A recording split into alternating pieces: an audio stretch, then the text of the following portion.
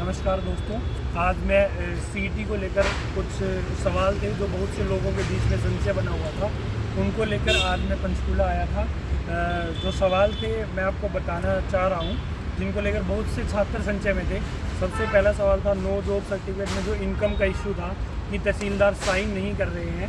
तो इसको लेकर के मैंने आज टेक्निकल टीम से एचएसएससी में बात करी है, तो मैंने उनको दिखाया है नोटिफिकेशन में बाकायदा लिखा हुआ था कि for the financial year prior to the year of application. इसका सीधा मतलब यही बनता है कि पिछले फाइनेंशियल ईयर की इनकम।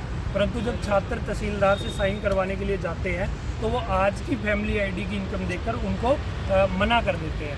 तो मैंने इस बात को लेकर काफ़ी बार पूछा टेक्निकल टीम से कि जब इस पर साफ लिखा हुआ है प्रायर फाइनेंशियल ईयर, तो टेक्निकल टीम ने भी मुझे यही जवाब दिया है कि हम 1 अप्रैल 2022 से लेकर 31 मार्च 2023 तक की इनकम को ही देखेंगे। जो आज आपकी इनकम है उससे हमारा कोई मतलब नहीं है।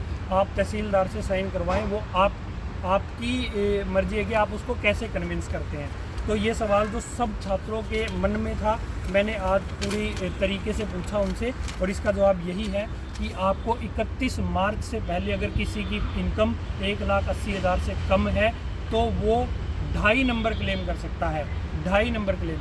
अब 3 दिन पहले दैनिक भास्कर की एक न्यूज़ थी कि कुछ छात्रों पहले एचएसएससी ने 3 बार मौका भी दिया है कि अपने सोशियो इकोनॉमिक के जो मार्क्स हैं वो क्लेम करने हैं। तो कुछ बच्चों ने 2 फरवरी से लेकर 15 मार्च तक जो मौका दिया गया था उसमें से 1 लाख लोगों ने अपने नंबर क्लेम किए हैं। 1,68,000 लोगों ने उनको कंफर्म नहीं किया है। तो वो 5 नंबर के लिए क्लेम था जो छात्रों को मिलेगा। ठीक है। अब मैंने एक सवाल और उनसे पूछा कि what is the meaning of cut off date, latest and data and prior word. इन 3 वर्ड्स के बारे में मैंने उनसे पूछा, जिनमें भोपाल सिंह खादरी जी, हमारे माननीय भोपाल सिंह खादरी जी, जिन्होंने बार बार इन शब्दों का इस्तेमाल किया अपने इंटरव्यू के अंदर, cut off date, latest and data. ठीक है। तो कट ऑफ डेट वो तो कुछ भी हो सकती है कि 5 से कट ऑफ डेट से पहले वो तो जनवरी भी हो सकता था, फरवरी भी हो सकता था, मार्च भी हो सकता था। तो इसमें बाकायदा सही से आज टेक्निकल टीम ने बताया कि 31 मार्च तक। ठीक है। अब एक और इशू आ रहा था कुछ बच्चों का कि फादरलेस का जो सर्टिफिकेट है वो नया अपलोड करना है या ओल्ड अपलोड करना है। देखिए, अगर किसी के पिताजी डिसीज हो चुके हैं, दिवंगत हो चुके हैं, तो वो लोग अपना फादरलेस का सर्टिफिकेट जो उन्होंने पहले अपलोड किया था वो कर सकते हैं। पर जब तक आपके पास मौका है, आप नए फॉर्मेट का फादरलेस का सर्टिफिकेट अपलोड करें, क्योंकि उसके अंदर नंबरदार और 2 गवाह के साइन भी चाहिए। ठीक है। EWS नया लगाना है या ओल्ड लगाना है, अभी टेक्निकल टीम ने मुझे बताया है कि EWS का हमने मांगा ही नहीं है। कुछ लोगों का एक सवाल और था कि 42 ईयर जिनकी एज हो चुकी है या जो एक्सपीरियंस होल्डर है, तो टेक्निकल टीम ने हमें बताया कि जिन लोगों ने ग्राम सचिव, पटवारी और कैनाल पटवारी की वैकेंसी का पहले फॉर्म भरा था, जिन्होंने फॉर्म भरा था और उन्होंने क्लेम भी किया था और जिन्होंने उनकी फ़ीस भी नहीं लगी थी, तो उन लोगों को 42 ईयर्स की जो एज है उसके अंदर रिलैक्सेशन मिलेगी। ठीक है। मेरा एक और सवाल था फॉरेस्ट रेंज ऑफिसर और डिप्टी रेंजर, इनका एक ग्रुप इशू है।